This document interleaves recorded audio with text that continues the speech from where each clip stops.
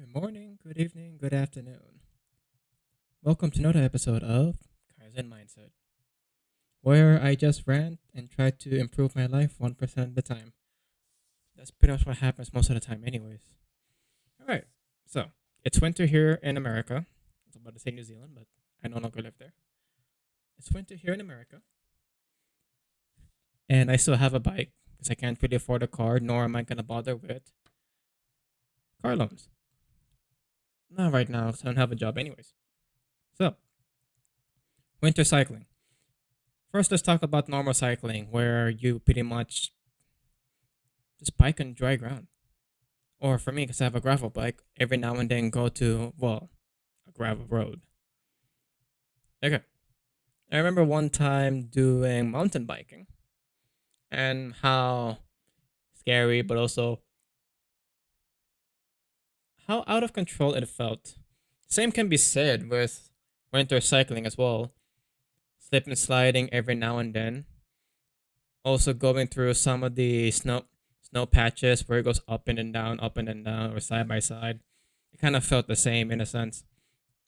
So it was not bad per se. It was what I expected. Cold, ice, slip and sliding here and there. I'm not sure if I said in the previous episode, but I also got some winter tires. So I do not know what it's like to properly cycle without proper tires. Uh, without the proper tires, but I'm pretty sure it's not going to be fun. So, hmm, what did I learn really? It's not as bad as many people like it to sound because people want to be safe. There's nothing wrong with that. But the thing is, I'm crazy. I'm stupid, as I like to say, and it's not as bad as I really thought it would be. It's only when you go to the sidewalks where some people start walking and they compress the snow, and the snow becomes ice. It's where it becomes like biking in mountainous terrains, a lot of rocks, because it's so bumpy, ice is everywhere, losing control here and there, getting hit in the ass by the seat or the saddle. It's not the most comfy, but you stay on the road or find a decent sidewalk. It's not that bad. People are really people are conscious about slip and sliding, but if you have the proper winter tires, it's really not that bad. Like sure, every now and then when I stop, I skid around, but if you're reckless and actually thrive in that, it's semi similar. And when you have those studded tires, it's really not a big of a deal. Although the thing I want to say, although I keep saying that sliding on ice though is quite fun because it's the kid desire to lose control while riding a bike at speed and actually doing those drifts. I can do them more often with that, but with studded tires, it ends up gripping anyways, and it almost feels the same as doing it on ground, where you just lose control halfway. The thing for me as well, studded tires are a new thing, and when I installed the studded tires, they were really stiff. I really couldn't do much, and using the typical what do you call these tire levers did not really help. Those things were stubborn. Those things were stiff, but they really did the job. Despite having those studded tires, they are not 100% slip proof. You really have to still be careful. You still have to be aware of where you're going to be on the ice. It is better to, it is still better to avoid ice if you want the consistency of being safe. But if you're someone dumb like me, you go over ice, just don't turn out of nowhere because people always warn it. But because I was practicing, I went to a empty parking lot that had a puddle for ages and now it's frozen. I just went there, did that. Let's just say I was ready to lose control, but man, you really do lose control. Thankfully, I didn't fall on my ass. I was ready for that to happen, but feeling it actually happen is scary. Like imagine you're just biking normally, enjoying your time out of nowhere, you just slip and slide. You're like, ooh.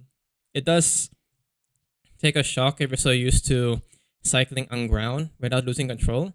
But if you're comfortable with mountain biking, I believe, and you're okay with losing control, it's not that bad. You just have to stay calm and regain control. The only problem I had with winter cycling though is the frozen components. It's probably just a me problem, but I remember starting trying to winter cycle for the first time. The shifter, the rear derailleur, was stiff. I couldn't even shift much because it was stuck in place. So I had to warm it up by pulling the wire or stopping and actually shifting it around to prime it, I suppose. I don't know what I was doing, but it worked. When I kept messing around with the shifter and actually moving the derailleur, that's when the derailleur started working again. Another thing I had to worry about is that when I started biking more and going through slush and ice, the rear brake calipers actually got stuck on a tire. So I had to manually move the disc brake thing. I had to manually move the disc brake caliper or the thing that actually clamps it together to warm it up, I suppose. It does work, but it doesn't work 100% of the time. So that's something. I'm not fully sure what to do winter cycling, but so far with the amount of stuff that I've been doing, I'd say it's enough to get used to. But there's probably more things that I do not know of that could probably help me with my winter cycling journey. My my reason for winter cycling, it's just for commute. Cycling to me is my main option to commute right now. I don't really have a car, and if I do have a car, if I can cycle, I'll still cycle. So if I had it my way, car will be more than 20 miles or more than 30 kilometers. But if it's under a 1 hour, under a 1 hour bike ride, I'll still probably do it. That's just me though. But I'm new to America. I don't really know. I don't know what to expect much from this place where I'm living right now. But I'll adapt in due time. Find things that actually works that I can do over and over again, and will still be viable for what I have.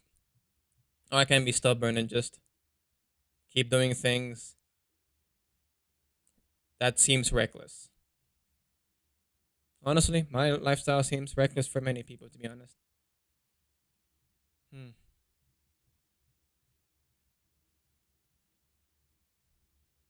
I wrote down here on the notebook mismanaging relationships and speaking up to apologize properly, not all naively. I'm not fully sure what the context of this was, but I guess to me, I sent even a little grievance is enough for me to try and apologize, but also stand up on their behalf. Like I'm still learning what ownership truly means. But I remember talking to someone and getting heated that I spoke over them. I think this is in context that like I spoke over them. We had a heated conversation about different countries. They said it was fine. Like most guys would say, "Oh, it's fine. It will be okay." But I felt like just something that small was just, "Hey, I apologize for doing that, and I'll take my time to actually understand your perspective and why you say your opinion regarding that country." I guess that's what I wanted to talk. That's what I wanted to talk about. I don't. I think there was a whole longer thing I wanted to discuss regarding that, but I can't remember what. So I'm just gonna leave it at that on its own. Mismanaging relationships and speaking up to apologize properly, not being all nilly. Hmm. I do not know the intent, but I was writing this down. But I'll add to it for now. I remember seeing a lot of people just apologizing for the sake of apologizing, without really taking ownership or taking responsibility of your actions. Maybe I was like, oh, I'm sorry, let's just move on. When I believe what I want to do at the time is like, I want to apologize and do better for next time. Like being intentional with the apology, not just saying, oh, I'm sorry. It's like, hey, I'm sorry. I did this to you. It won't happen again. How difficult it is to hold someone accountable and balancing giving people a break. Damn, I actually don't remember why I wrote these things down. I wrote down in a notebook things I actually want to talk about for each episode, and this one was up there. How difficult it is to hold someone accountable and balancing giving people a break.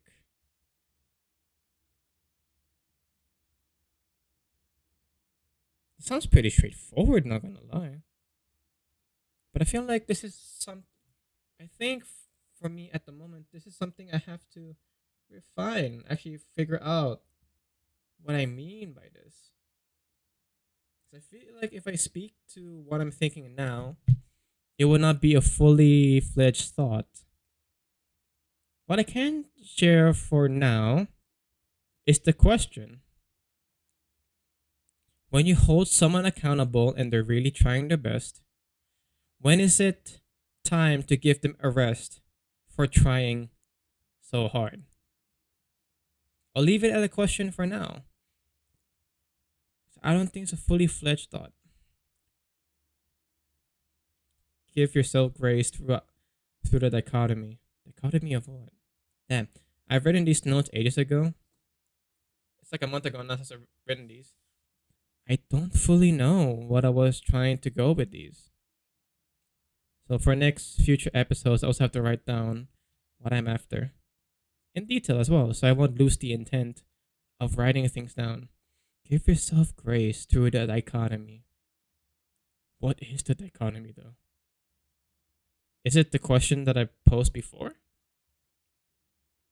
I'll let this pass. Win or fail, try again. Give me 24/7, we'll mess it up one way or another. Oh, reminds me of what I think I was writing down here what Jocko said. I remember in one of his books, he talked about one of his higher ups giving his team compliments.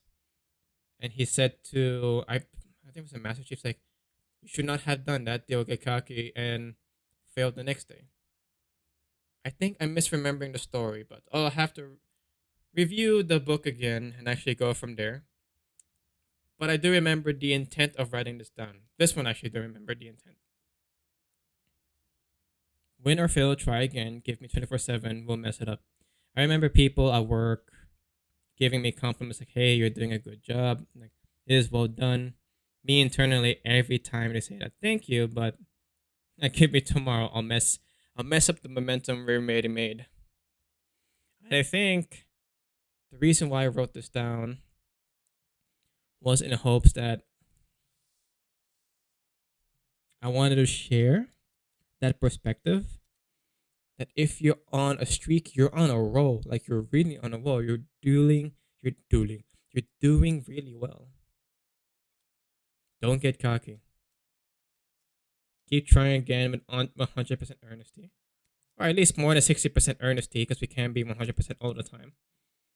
That's my perspective at the moment. Like, give it your all, but most of the time, we do not know how to give it our all properly. Well, in my perspective as a young person, just try again. If if you're on a roll, you're doing things really good, you're doing the job well, you're being efficient, down the line, there'll be the one moment that derails everything. Just give yourself the grace to try again. You will mess up one way or another. We will eventually. We're not perfect. Just try again. What are my goals to move forward? I don't really have much written for today. It's kind of sad. But this is what I written down, so I'll just follow through with idea. Goals to move forward. How to help quantity versus quality. I am saying I wrote this down to hold myself accountable because it will be said.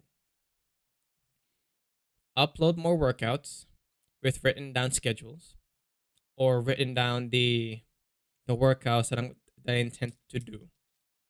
Upload more of them so I can help myself accountable. And if I miss a week, it will not be uploaded. It's more of a way to hold myself accountable. So this is my goals moving forward to do that. Buy another A6 notebook. Okay, I forgot about this one actually. I should have done that while I was in Myers. Anyways, buy another A6 notebook because back in the day in New Zealand, when I do a workout, I actually had an A6 notebook written down of the workouts I tend to do for that day. It really worked for me because I knew what I wanted to do. I just read the thing and then boom, bada bing, bada boom. I wrote down the thing, like Kaizen Mindset. I wrote things down and say, hey, this could be better. Hey, this is actually doing well. Let's find something new or just keep it at that. Or kept track of my time so I can see which one was getting easier. Not just time, but also the weight and the intensity. So I can see which one I can push more further, refine. And it's all written down so you get to see the progress and do every you get to see the progress as my life progressed. Film my workouts with date with some editing because you guys are not gonna watch me do the whole workout under 2 hours. That's just boring. But edit it to the point where it feels like you're there with me. Or film them to the point you get see what I'm trying to do with the intensity and you get to see me struggle, I suppose. I won't show my face though, so I'm gonna have to work around that. But still being intent on working out and sharing my progress. Use this to practice daily editing. Yeah, I won't say daily, but just to practice basic editing. And honestly, I agree with past me. Like just using the workouts as an excuse to practice basic editing through DaVinci and Instagram edits would actually be enough. I gotta practice somehow, and I guess I found an excuse to do so.